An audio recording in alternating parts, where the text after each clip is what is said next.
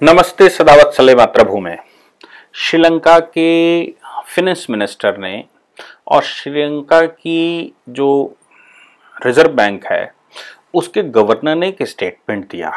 श्रीलंका के वित्त सचिव महिंद्रा सर्विदेवा ने मंगलवार को एक स्टेटमेंट दे डाला है और उस स्टेटमेंट में उन्होंने भारत का जिक्र किया। वहां के गवर्नर ने भारत के साथ कंपेयर किया, भारत की आर्थिक बदहाली से श्रीलंका को कंपेयर किया। बताया कि भारत की आर्थिक बदहाली में किस प्रकार भारत जूझ रहा था और कैसे भारत उससे उबरा, वैसी ही कुछ कंडीशन श्रीलंका की है। मामला क्या था? आपको याद होगा कि भारत सरकार ने अपना 1990-91 के दशक में अपना सोना गिरवी रखा था वर्ल्ड बैंक के पास, और सोना गिरवी इस स्थिति में रख दिया था कि भारत के पास बैलेंस ऑफ पेमेंट नहीं था। बैलेंस ऑफ पेमेंट हम उसको कहते हैं कि हमको विदेशी लोगों का पैसा देना पड़ता है। जो कुछ भी हम वहां से परचेज करते हैं उसके लिए एक इंटरनेशनल करेंसी की आवश्यकता होती है। अब उस इंटरनेशनल करेंसी में हमारे सबसे बड़ा जो समस्या थी वो पेट्रोलियम पदार्थों का भारत में आना था। 1990-91 में भारत में पेट्रोलियम आयात बिल 2 अरब डॉलर से बढ़कर लगभग 6 अरब डॉलर हो गया था। कारण था कि अमेरिका ने इराक में युद्ध छेड़ दिया था और इराक में युद्ध छेड़ने की वजह से खाड़ी देशों से जो हमारा तेल आता था, खासतौर से हमारा तेल उस समय इराक से आता था, इराक से तेल न मिल पाने की वजह से 2 अरब जो हमें पेमेंट करना था उसकी जगह 6 अरब डॉलर हमको पेमेंट करना पड़ रहा था। भारत में कीमतें ऑलरेडी और जो तेल था, तेल की कीमतें बहुत ज्यादा थीं। दूसरा, एक और भारत में हमेशा से राजनीति होती आई है, वोट बैंक के चक्कर में भारत में रेट ना बढ़ाना, पेट्रोलियम पदार्थों को कम रखना। मोदी सरकार वो नहीं कर रही है, ये उसका एक पहलू है, क्योंकि वो नहीं चाहती होगी कि 1990-91 की सिचुएशन में भारत फिर से जाए। हुआ क्या था कि ऐसी परिस्थिति में भारत के पास विदेशी मुद्रा भंडार, हम कोई इंटरनेशनल व्यापार तो करते ही नहीं थे, भारत में विदेशी मुद्रा भंडार कम था और इतना कम था कि हमारे ऊपर कर्जा बहुत ज्यादा था। हम कर्जे का पेमेंट करना चाहते थे लेकिन हमारे पास पैसे नहीं थे। तो फिर भारत ने जो दूसरे देशों से कर्जा ले रखा था, फिर राजकोषीय घाटा भारत में था, तेल के दाम बढ़ गए और उधर राजीव गांधी ने सरकार बनाने से मना कर दिया। सरकार बदलते बदलते चंद्रशेखर की सरकार आ गई। चंद्रशेखर के पास 20 दिनों का भुगतान नहीं था। 20 दिनों का भुगतान से मतलब है कि चंद्रशेखर सरकार के पास इतने भी पैसे नहीं थे कि वो 20 दिनों का तेल और फूड के बिल का पेमेंट कर सके, कर्जे तो बहुत दूर की बात है। और भारत के पास जो भंडार बचा था वो 1 अरब डॉलर से कम का बचा था, जबकि हमारे पास खर्चे खूब ज्यादा थे। ऐसी परिस्थिति में भारत में बाद में सरकार बैठी नरसिंह राव जी की, और नरसिंह राव ने अपने यहां मार्केट खोल दिया था। मार्केट इसीलिए संभवतः खोला होगा क्योंकि हमारे पास बैलेंस ऑफ पेमेंट नहीं था और हम अपना बहुत बड़ा खजाना रिजर्व बैंक में रखाए थे। वो रिजर्व बैंक का जो सोना था वो हम IMF में रखाए थे। यानी कि आप सोच सकते हैं कि 90 के दशक आते आते कांग्रेस की 50 साल की सरकार, जिस समय पर 1 डॉलर की कीमत 1 रुपया हुआ करती थी भारत की कितनी अच्छी आर्थिक स्थिति में भारत था आजादी के समय पर। भारत की आर्थिक स्थिति इतनी ज्यादा खराब हो गई 40 वर्षों में कि हम अपने आप को बेचने लगे, अपने यहां का सोना बेचने लगे थे। और चंद्रशेखर सरकार ने वो सारे रिकॉर्ड, करते क्या ना करते, उनके सामने मजबूरी थी। ऐसी सिचुएशन में 20 टन सोना गिरवी रखा था भारत ने। सौभाग्य ये था कि 1996 में अटल बिहारी वाजपेयी जी की सरकार बैठ गई और अटल बिहारी वाजपेयी ने एक्सपोर्ट पर ज्यादा ध्यान दिया, इंफ्रास्ट्रक्चर पर ध्यान दिया, क्योंकि हमें इन्वेस्टमेंट चाहिए था। तो इंफ्रास्ट्रक्चर के लिए आपको याद होगा कि east west north south corridor बनाया था। दूसरा, उन्होंने बीच की रोडें बनाई थी और बॉर्डर रोडें बनाई थी। तो बड़ी बड़ी रोडें बनाने, इंफ्रास्ट्रक्चर बनाना शुरू किया, उससे इन्वेस्टमेंट आना शुरू हुआ था। इन्वेस्टमेंट में भारत में फॉरेन करेंसी जो आती थी उससे हमने बैलेंस ऑफ पेमेंट सही किया था।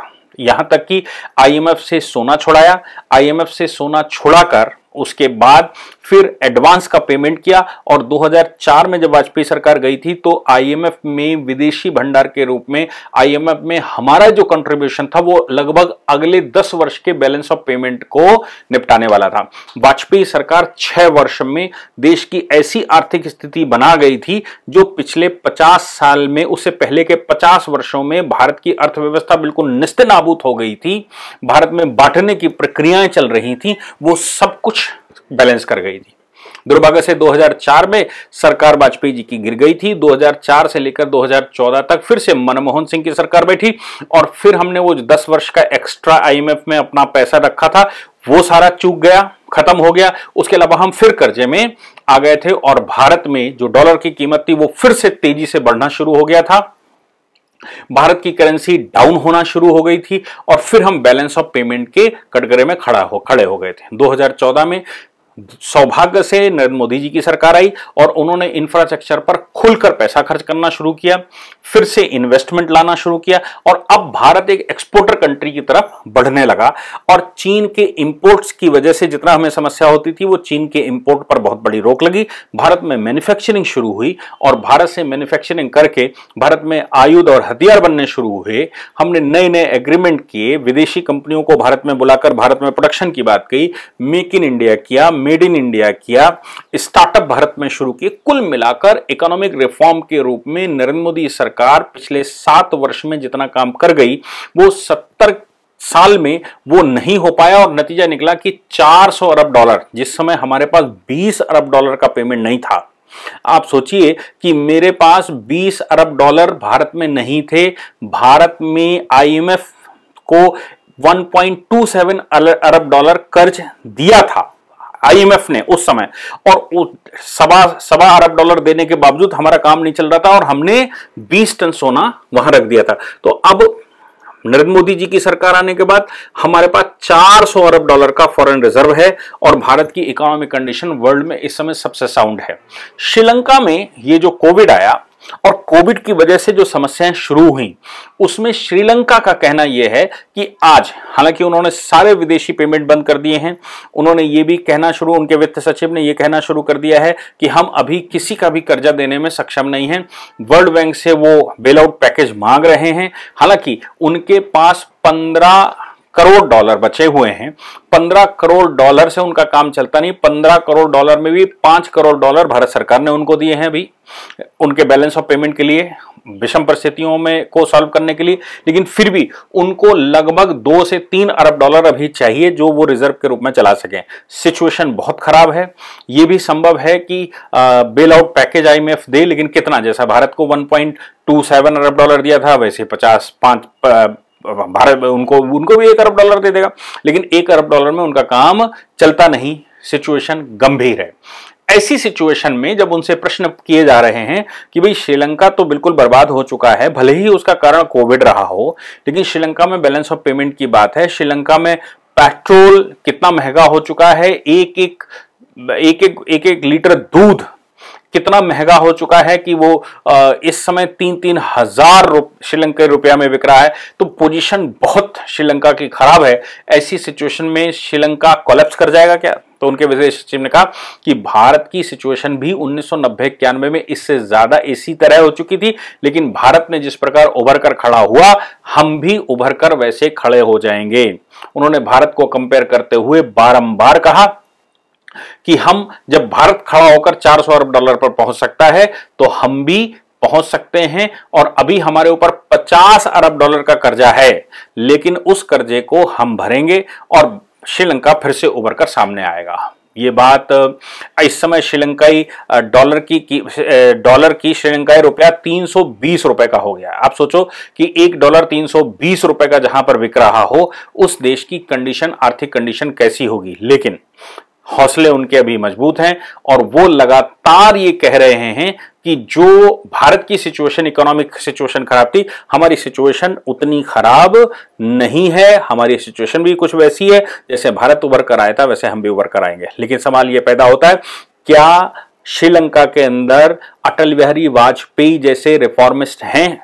क्या श्रीलंका के पास नरेंद्र भाई मोदी जी जैसे लोग हैं? क्या निर्मला सीतारमण जैसे फाइनेंस मिनिस्टर उनके पास हैं?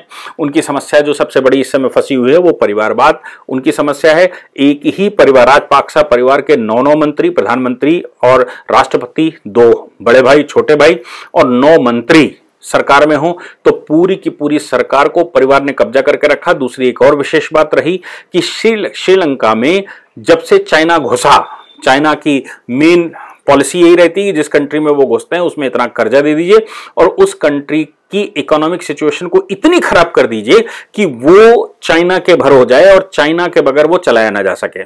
फिर चाइना धीरे से उस जमीन पर कब्जा करता है, उनको और पैसा देने के लिए उनकी जमीनों को लिखवाता है, वहां कॉन्ट्रैक्ट लेता है, जमीनों को लीज पर लेता है और ऐसा करते करते एक समय चाइना उस पूरे कंट्री पर कब्जा कर ले जाता है। क्योंकि बहुत सारी लीजें चाइना के कब्जे में होंगी, फिर चाइना फाइनेंस मिनिस्टर को डील करने लगेगा, चाइना वहां की सरकार को देखने लगेगा, चाइना वहां पर अपनी इकोनॉमिक पॉलिसीज लगाने लगेगा और वही सब कुछ जो कि ब्रिटिश गवर्नमेंट करा करती थी, उस कंट्री से कच्चा माल लेना, फिर उस कंट्री में बनाकर दोबारा बेचना और वहां के सारे संसाधनों पर कब्जा कर लेना, ये सारे काम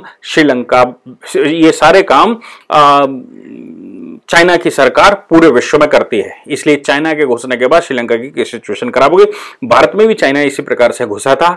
मनमोहन सिंह सरकार के समय पर खूब घुसा रहा। वो तो अच्छा हुआ कि नरेंद्र भाई मोदी जी की सरकार बैठी और उन्होंने चाइना को धीरे धीरे करके वहां अपने देश से हटाना शुरू किया।